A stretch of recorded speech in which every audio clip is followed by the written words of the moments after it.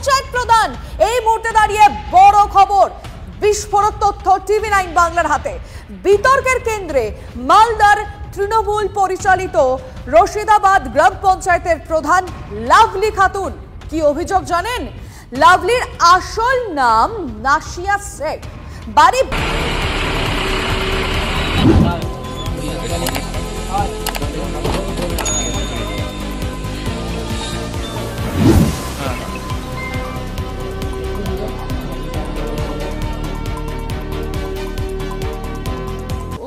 ওর নাম রাসেল, কিন্তু রাহুল রাহুল করে কাগজপত্রে রাহুল, মানে নামটা রাসেল। এবার ওর মানে রাহুল রাহুল করা হয়।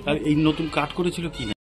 দর্শক, বাংলাদেশি অনুপ্রবেশকারী টিএমসির পঞ্চায়েত প্রধান।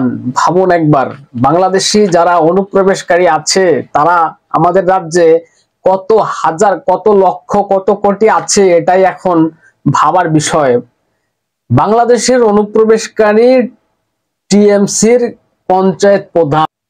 ভাবুন, যেটা জানা গেছে মালদার তৃণমূল পরিচালিত মুর্শিদাবাদ গ্রাম পঞ্চায়েতের প্রধান লাভলি খাতুন।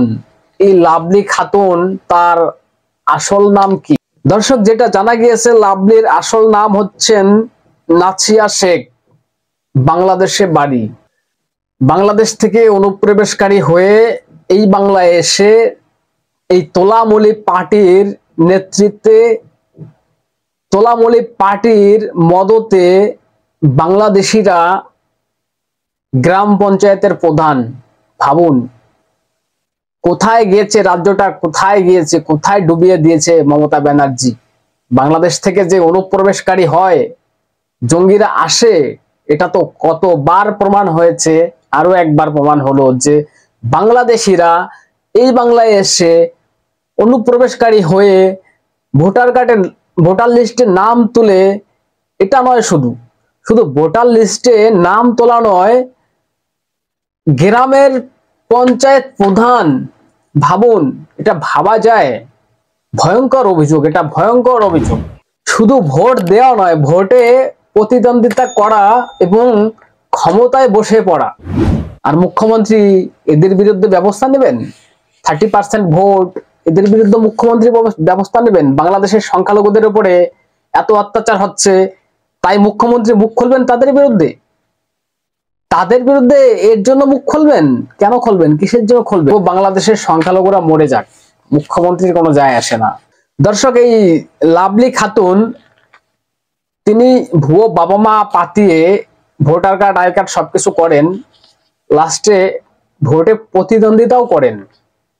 গ্রামবাসীরা কি বলছে একবার শুনুন। রশিদাবাদ গ্রাম পঞ্চায়েতের যে প্রধান, তিনি কি কুশিদা বাগমারা গ্রামের মেয়ে? না, কোনোদিনও দেখেননি? না, দেখিনি। কিন্তু আপনারা তো সাক্ষীতে নাম দিয়েছেন, আপনাদের গ্রাম থেকে 11 জনের নাম আছে। আমাদের সাক্ষী কাগজ পেপার কিভাবে নিয়েছে আমরা জানি না। আপনারা জানতেন না? না, জানি না। আপনাদেরকে ডেকেছিল বিডিও অফিস, এসডি অফিস? হ্যাঁ, ডেকেছিল, নোটিশ এসেছিল আমাদের এখানে, গিয়েছিলাম ওখানে অফিসে। মানে সাইনেও কি ডুপ্লিকেট সাইন করিয়েছিল? সব ডুপ্লিকেট সাইন আছে। ডুপ্লিকেট করিয়েছিল? সব ডুপ্লিকেট আছে। এটা কারা করিয়েছিল? এটা ওরাই করেছিল। যারা গ্রামবাসীরা ছিলেন, যারা সাক্ষী ছিলেন, যখন ভোটে প্রতিদ্বন্দ্বিতা করার সময় একটা জমা দিতে হয় সবকিছুই, তখন তাদেরকে ভুল বুঝিয়ে স্বাক্ষর বা সাইন করানো হয়। তারা জানেন না যে কিসে বা কোথায় সাইন করানো হয়েছে তাদের। তারা পরিষ্কার জানাচ্ছেন যে এনাকে আমরা চিনি না, এনার বাড়ি হয়তো বাংলাদেশে। আরো দর্শক খবর, এই লাভলি খাতুন, যিনি ভুয়ো নামে পঞ্চায়েত প্রধান হয়েছেন, তার হাত ধরে বাংলাদেশি অনুপ্রবেশকারী বহুত লোক এসেছিল, এটা গ্রামবাসীরা বললেন। কারণ এমনই খবর ওখানকার, এমনই অভিযোগ যে ওই এলাকার যারা মানুষ, তারা যারা ওই এলাকার মানে হিন্দু বাসিন্দা আছে, তারা ওই এলাকা ছেড়ে চলে আসতে বাধ্য হয়েছে। কারণ বাংলাদেশ থেকে অনুপ্রবেশ ওই এলাকায় জমি কিনে বাসিন্দা হয়ে গেছে, অনেকে থাকা শুরু করেছেন, প্রভাব দেখানো শুরু করেছেন, প্রভাবশালী নেতা হয়ে উঠেছেন ওই শাসক দলের নেতৃত্বে বা শাসক দলের মদতে। এই লাভলি খাতুনকে টিভি9 বাংলা তাকে কল করে, তারপরে তিনি কি উত্তর দিয়েছেন শুনুন একবার। যে আপনার বিরুদ্ধে একটা অভিযোগ রয়েছে যে আপনি বাংলাদেশি অনুপ্রবেশকারী, এখানে এসে নাম পরিবর্তন করেছেন, কি বলছেন আপনি? পরে কথা বলছি, আমি একটু বিজি আছি। না, এটা নিয়ে একটুখানি তো আপনার একটা প্রতিক্রিয়া আছে। আমি পরে কথা বলছি, আমি একটু বিজি আছি, কোথাও কথা বলছি আমি। হ্যাঁ, বলছি যে আপনার বিরুদ্ধে একটা অভিযোগ রয়েছে যে আপনি বাংলাদেশি অনুপ্রবেশকারী, এখানে এসে নাম পরিবর্তন করেছেন, কি বলছেন আপনি? পরে কথা বলছি, আমি একটু বিজি আছি। না, এটা নিয়ে একটুখানি তো আপনার একটা প্রতিক্রিয়া আছে। আমি পরে কথা বলছি, আমি একটু বিজি আছি, কোথাও কথা বলছি আমি। দর্শক, এটা কি ভাবা যায় বলুন? বাংলাদেশ থেকে অনুপ্রবেশকারী হয়ে এই বাংলায় এসে শুধু ভোটার লিস্টের নাম তোলা নয়, শুধু I card, pan card, ration card তৈরি করা নয়, ডাইরেক্টলি ভোটে প্রতিদ্বন্দ্বিতা করা। কাদের মদতে? ওই এলাকার যারা তৃণমূল নেতা আছেন তারা কি জানেন না? তারা কি জানতেন না ইনি বাংলাদেশি? যারা ওই এলাকার পুলিশ আছে তারা কি জানতেন না? ডিএম, ডিসি, ওসি যারা আছেন তারা কি জানতেন না? তারা কি এই ঘটনা শোনেননি যে এই ব্যক্তি বাংলাদেশ থেকে এসে এই রাজ্যে ভোটে প্রতিদ্বন্দ্বিতা করছে? কি করে করতে পারে? সবকিছুই তো উপরতলার নির্দেশ, তাই না? ওই 14 তলার থেকে নির্দেশ। পুলিশ কি করবে? পুলিশ তো মেরুদণ্ডহীন, নির্লজ্জতা। পুলিশের কোনো ক্ষমতাই নেই, পুলিশের কোনো ক্ষমতাই নেই। ওই 14 তলার থেকে যে নির্দেশ আসে সেই নির্দেশ পর্যন্ত, সেই নির্দেশ মতো পুলিশ চলে। পুলিশ কি করবে? আমি একবার বলেছিলাম না, গত ভিডিওতে বলেছিলাম, এই রাজ্যে যদি টুপি পরে থাকা যায়, সে যদি জঙ্গিও হয়, তার শরীরে টাচ করার মতন বা তাকে পুলিশ ইনভেস্টিগেশন করার মতন ক্ষমতা কোনো পুলিশের নেই। আরো এক ঘটনা দেখুন, 2 বাংলাদেশি মহিলা সহ কয়েকজন যুবককে গ্রেপ্তার করলো বিএসএফ। তারপরে তাদেরকে তুলে দেওয়া হলো পুলিশের হাতে। দেখুন সেই ভিডিও।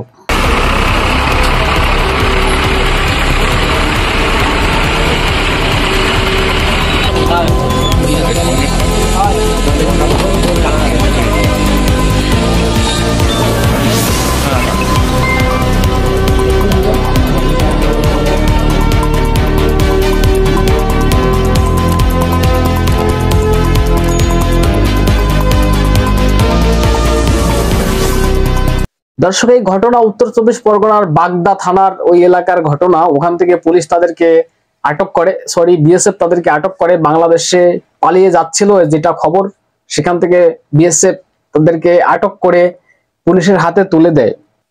বাংলাদেশের রাসেল এই বাংলায় এসে রাহুল, এমনটাই জানালেন এই রাহুলের ভুয়ো মা বাবা। দেখুন একবার। মাসুদ ভাইকে বাবার বানিয়ে বাবা বলতে মানে ওখানে বিয়ে থাকা করেছি না, আমি তো জানি না। আমাকে বলে যে আমি বিয়ে করেছি আমার ছেলে। এবারটা ও বলে কি আমার এই দেশ খুব ভালো লাগে, আমি এখানে থাকবো, এই ভেবে ও মানে এইগুলো করতে চেয়েছিল। এমনি কোন পাসপোর্ট করেছিল না, না ভোটার কার্ড, আধার কার্ড, ভোটার কার্ড, আধার কার্ডটা করেছিল। এইটা করেছিল। কবে এসে বললেন? 2 বছর। আপনাকে মা বানিয়েছিল আর মাসুদ ভাইকে বাবা। মানে মাসুদ ভাইকে কি বলে ডাকতো? বাবা বলে, কাকা বলে, মানে ঠিক নেই। আমাদের ওখানে কাকা বাবা হতো। পুলিশ কখন এসেছিল আপনাদের বাড়ি? এসেছিল মানে 1:30টার দিকে, গিয়েছে 3টার দিকে। কালকে কাগজপত্র নিয়ে গেছে? কাগজপত্র মানে আমার ডকুমেন্টস, তারপরে ওনার তো যা ডকুমেন্টস সবগুলো, আমার বাবা মার ডকুমেন্টস আমার কাছে ছিল, মানে আমার আব্বা মারটা। এবার সে ওদের ডকুমেন্ট দিলে আবার আমার মোবাইলটাও নিয়ে গিয়েছে। কত বয়স হবে রাহুলের? 21 বছর। আর ভালো নাম কি? ওর নাম রাসেল, কিন্তু রাহুল করে কাগজপত্রে রাহুল, মানে নামটা রাসেল। এবার ওর মানে রাহুল করা হয়। এই নতুন কার্ড করেছিল কি নামে? ওই রাহুল নামে। আর বাংলাদেশের নাম হচ্ছে রাসেল। ওর বাবা মা আছে তো বাংলাদেশে? ওর বাবা নেই, মা আছে। ওর মাকে নাকি বিয়ে করেছিল বলে, কিন্তু আমি সঠিক জানি না, আমি তো যাইনি সেখানে। আচ্ছা, কতদিন আগে বানিয়েছে ও ভোটার কার্ড গুলো? ভোটার কার্ড গুলো 3-4 মাস কি 5-7 মাস মনে হয়। আপনার বাড়ি এসে থাকতো? নিজের ছেলে? বাড়ি নাকি বাংলাদেশে? এখানেই বাড়ি? আর যে আই কার্ড, আধার কার্ড গুলো বানিয়েছিল কি জাল? তো পেলো কোথার থেকে? এই যে যাকে দেখতে পাচ্ছেন, পুরুষ লোকটা যিনি আছেন, এনার নাম হচ্ছেন মাসুদ। এই মাসুদ তাকে নাকি এই রাসেল বা রাহুল, বাংলাদেশের রাসেল এই বাংলায় এসে রাহুল, তাকে নাকি বাবা সাজিয়ে আই কার্ড প্যান কার্ড সবকিছু করেছে। সে আবার বাংলাদেশে চলে যাওয়ার চেষ্টা করেছিল, তাকে বিএসএফ তাকে আটক করে পুলিশের হাতে তুলে দেয়। দর্শক, কোথায় যাবেন, কি হবে বাংলার পরিস্থিতি? বাংলাদেশের রাসেল এই বাংলায় এসে রাহুল, বাংলাদেশের নাসিয়া শেখ এই বাংলায় এসে লাভলি খাতুন। এই বাংলার মেয়ের রাজত্বে আপনাদের আর কি দেখতে বাকি আছে বলুন? সেটাও আপনারা দেখতে পারবেন। যদি 3 বার ক্ষমতায় বসিয়েছেন, আর একবার ক্ষমতায় বসান, এর থেকে আরো বেশি কিছু দেখতে পাবেন আপনারা। বাংলার মেয়ে আর কত কিছু করবে সেটা আপনাদের শুধু সময়ের অপেক্ষা দেখার জন্য। বাংলার বুদ্ধিজীবীরা 3 বার ভোট দিয়ে তাকে ক্ষমতায় বসিয়ে রেখেছেন। এই চাকরি চুরি, চাল চুরি, কয়লা চুরি, বালি চুরি, সবকিছুই তো হলো। সবকিছুর পরে এখন বাংলাদেশি অনুপ্রবেশকারী তারা এই রাজ্যে এসে পঞ্চায়েত প্রধান।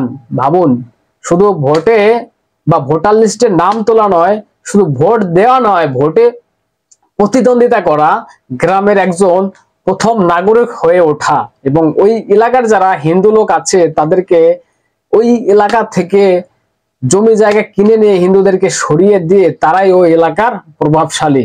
একবার ভাবুন।